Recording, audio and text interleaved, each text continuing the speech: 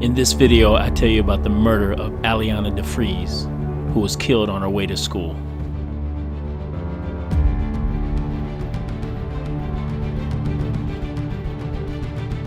Then I take you to the crime scene.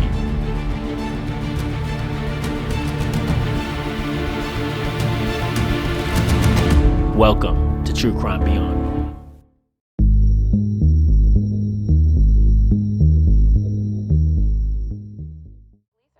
Alianna DeFreeze was last seen getting off of a bus near 93rd and Kinsman Thursday morning, but since then, no signs of her. Police are trying to figure out who would murder a 14-year-old girl. It is now confirmed that the body of Alianna DeFreeze was found in a vacant home earlier this week.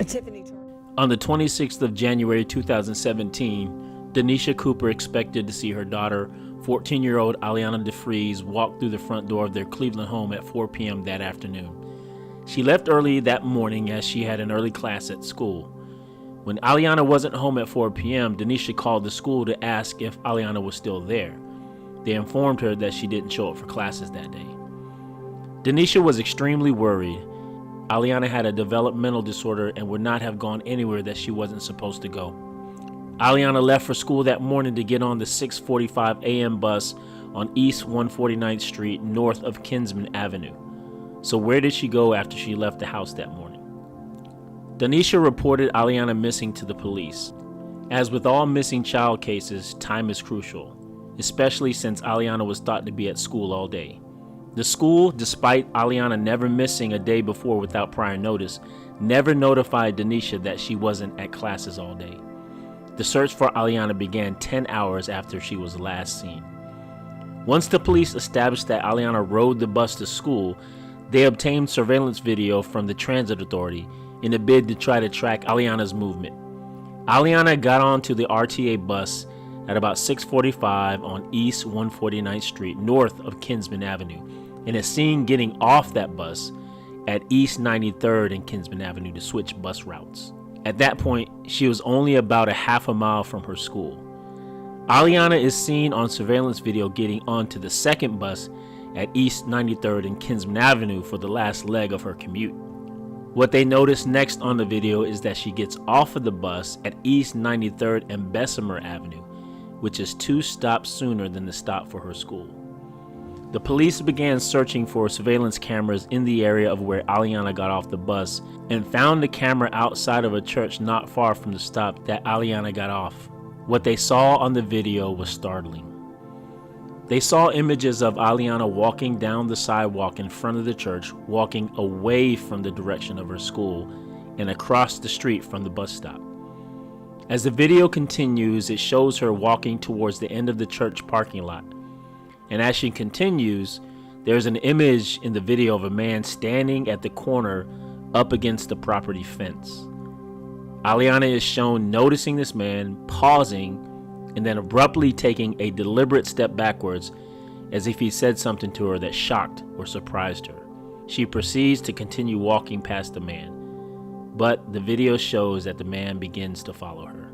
On a different camera at the back of the church, you see that the man has caught up with Alianna and is walking with her down the street next to the church, the street which Alianna would eventually be found dead on.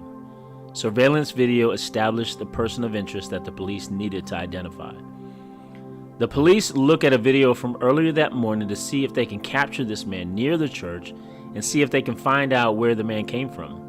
Luckily, about 2 hours prior to the encounter with Alianna, the man is seen walking up and down the sidewalk in front of the church with seemingly no purpose or reason to be there, walking the street as if he was looking for a victim.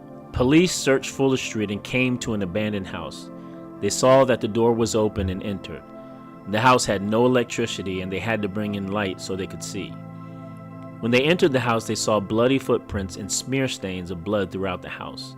In the bedroom, they found a ripped black school sweater and a black shoe. The police had found Alianna's body. She had been brutally beaten, raped, tortured, and stabbed. The man on the surveillance video was identified as Christopher Whitaker. Police questioned him, and he had told them that he had heard about Alianna from news reports, but had never met her. He said that he was doing drywall work on some houses in the area the day she went missing. When asked if he had ever been to the abandoned house, he told police that he was there a few days before Alianna went missing. It turned out that Christopher's DNA was a match to the DNA profile obtained from the items found in the house and on Alianna's body. Police asked how his DNA was found on Alianna's body if he had never met her before. Christopher told the police that he and 2 other men got high in the abandoned house, and at first he said he didn't touch Alianna. Christopher was charged with aggravated murder, kidnapping, rape, aggravated burglary, tampering with evidence, and offenses against the human corpse in the death of Alianna. At his trial, it was the prosecution's case that it was a violent and premeditated murder, one that deserved a sentence no less than the death penalty. The jury deliberated for 6 hours and found Christopher guilty on all 10 charges of kidnapping, raping, and killing Alianna. They recommended that he should receive the death sentence. The judge could have sentenced him to life in prison, but she agreed with the jury and he received the death sentence, along with a 48-year sentence for the other crimes.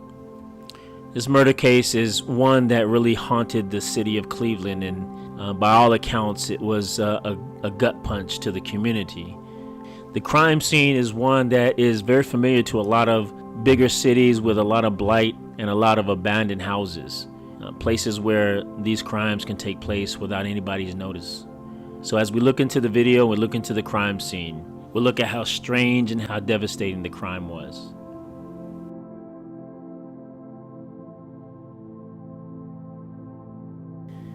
So as we drill down into the crime scene, the first thing we notice is that it takes place outside of Cleveland, Ohio.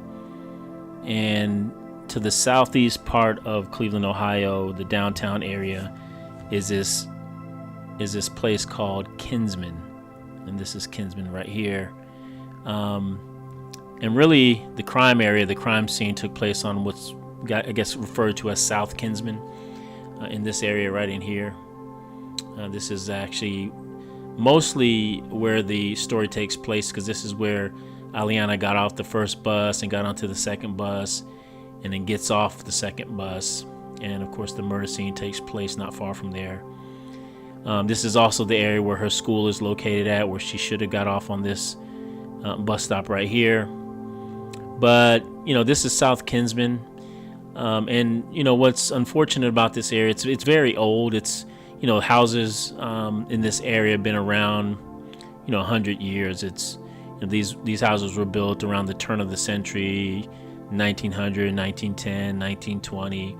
And so this area is really old and it's been around for a long time. And the other thing you can take notice of is if we drill down into these neighborhoods, you see how many vacant lots are in these neighborhoods and on these streets. Look how many vacant lots there are here, and that's kind of an indication of how old the neighborhood is. And it also kind of indicates, that these houses were abandoned, and these lots, these empty lots used to have houses on them, but they had to be raised because they've been abandoned for so long. And anytime you have a number of abandoned houses, a lot of people go in there that aren't supposed to be there. A lot of crime takes place, and so you can kind of get an idea of the bird's eye view of what we're looking at in terms of this neighborhood just by the number of empty lots that are around this area. And the story actually takes place about 2 miles down here into what's called Mount Pleasant. And because what we see here is the first bus stop where Alianna would have gotten on at the very start of her day in the morning at about 6:30. It's really 147th Street right here that we see the bus stop that she would have got on initially. So we can go ahead and drill down in here and we can see really the bus stop. Kind of overshadowed it a little bit, but the bus stop would have been right on the other side of this building here. And this is 147th Street that I'm coming off of here. And this is Kinsman Avenue. And this would have been the bus stop that she would have picked up the bus right here at 147th Street, presumably. And so it's presumed that she lives in this area somewhere where she would have picked this bus stop here. And so she does that. And so she would have taken this bus all the way up here, all the way about a 2-mile trip on this bus from all the way down here on 147th Street. Again, all the way up here to 93rd Street. in Kinsman. And so you see here the first bus stop that she would have got off on. And kind of ironically, she gets off the bus here, and right here is the police department for the 4th District of Cleveland. And so, and what's the other ironic thing is when she gets off the bus here, she's literally 2 blocks away from where she would be murdered at. And so when she gets off this bus, I guess it's at about 6:45 or so. Can't remember exactly when. But when she gets off that bus and we see her on that surveillance video getting off,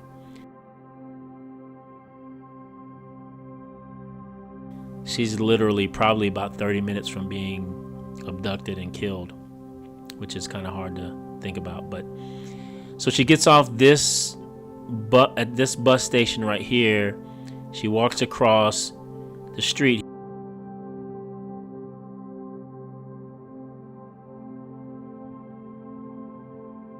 And we see that image of her standing at this intersection.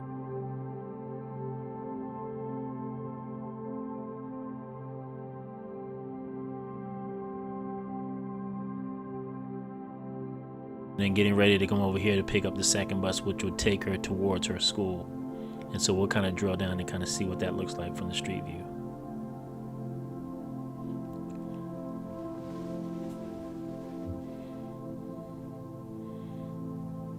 Okay, and so I kind of overshadowed a little bit again, but this is the intersection where you see her getting off the bus. The current view is there's a lot of construction. So if you do the street view from Google Maps instead of from Google Earth, you can kind of see this is actually dated July 17th. So this is kind of 6 months before, after the crime actually took place. And you see that's the bus where she would have got off initially from her starting place down on 147th Street. So she would have taken this all the way up to 93rd Street, gotten off of that. So when you see the surveillance video of her getting off the bus the first, you see her getting off this bus stop right here, walking up this way,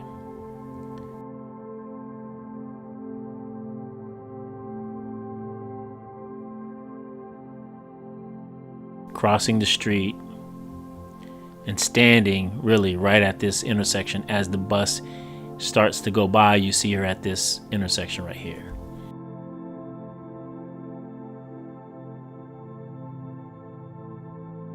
And then she's gonna walk over to get at this bus station to get on the second bus, which would take her 93rd Street down towards her school. So as we switch over to the Google Earth view, again, this is the construction that's going on currently. But this is the intersection where she stands at while the bus is passing by. She gets on the bus over here, but this bus stop.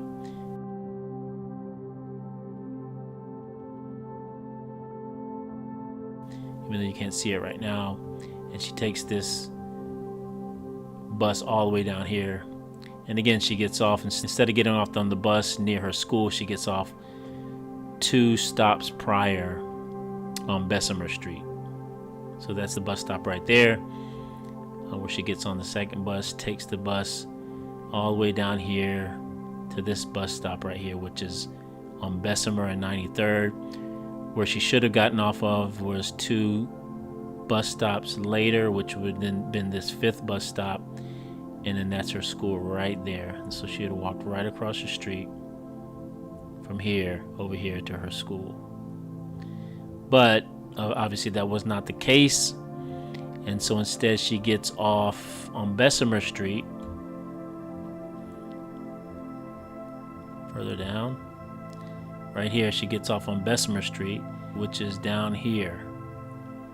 It's right here. So you see her get off on this bus stop right here, which is Bessemer. I guess that's the 10th bus stop on the RTA on this route. And you see her getting off here on the bus surveillance video. You see her getting off here. The guy walks by, he goes this way. And she's standing right there. And so in relation to where she is seen on the video, she's got to come across here, walk down here, and this is actually the church where all the surveillance video is from. And so you can see she's supposed to be going this way to her school, but she gets off right here on Bessemer. Apparently walks across the street, and is seen on video walking a block or so past. And again, this is where all the video takes place, and this is where everything takes place right here. And so this is a different view of it. And as we can drill down into here, you can kind of see what's going on in terms of the street view.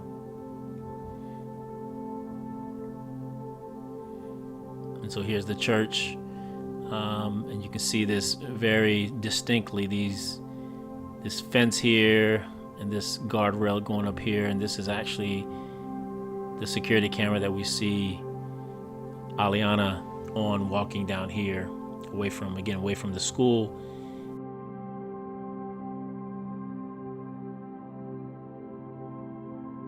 And away from the bus stop on the opposite side where the bus stop was at. So, and then here she walks here. Christopher Whitaker's standing right here, and this is where the encounter happens.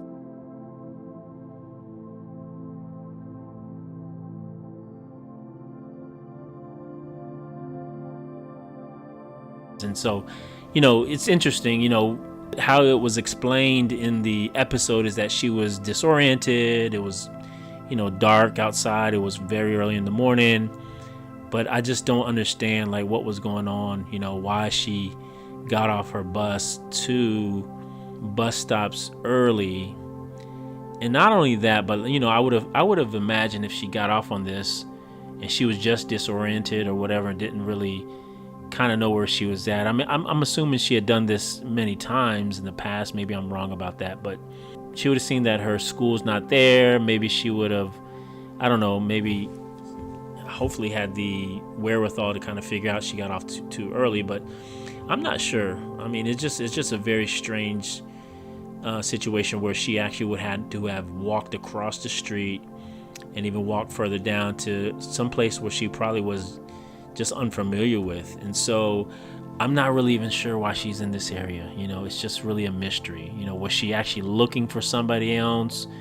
Did she have an encounter with Chris Whitaker on an earlier occasion where he made some promises to her, he made some story up to draw her into this area? I don't know, but it's just very odd. And I don't want to speculate too much because I don't know all the facts of the case, but it's just odd that she was even in this area. But so she comes down here, again, she makes contact with Christopher Whitaker here, and they kind of are seen on video from the back of the church, and they're seen coming down this street right here. This is Fuller Avenue.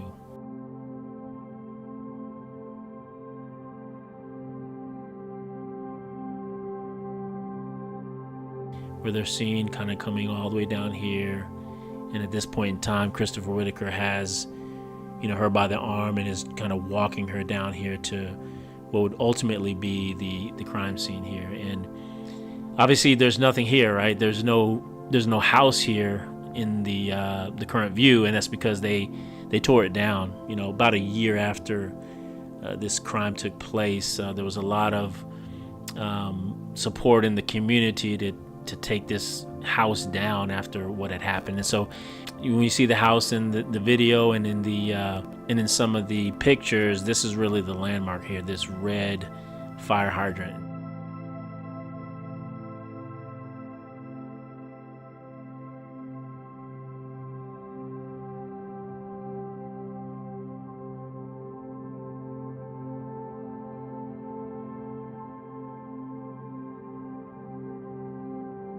I'll show you some video of them actually tearing down the house that the murder took place. And so, again, this is a very eerie, very devastating crime that took place in Kinsman, Cleveland. And again, you know, as you look at the area, you don't get a real feel for this in the episode, how close everything was at. But, you know, again, she starts her commute all the way down here in Mount Pleasant, takes the about 2-mile bus ride over here onto 93rd, gets off this bus stop, walks across the street, gets on this bus stop, and takes the bus down here about a half a mile, really, less than a half a mile, because she was a half a mile from her school, which is right here, but she got off about halfway on Bessemer.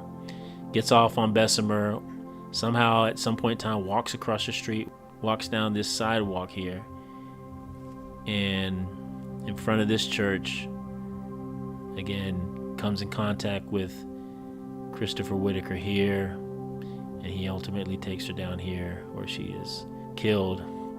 It's such a horrible tragedy, but interesting nonetheless, and a lot was learned from this crime, and certainly we mourn with the DeFreeze family, as they, even to this day, they probably still mourn her death. And I know a lot of good things have come out of her death in terms of nonprofits and things like that to get children to and from school in some of the bad neighborhoods in Cleveland.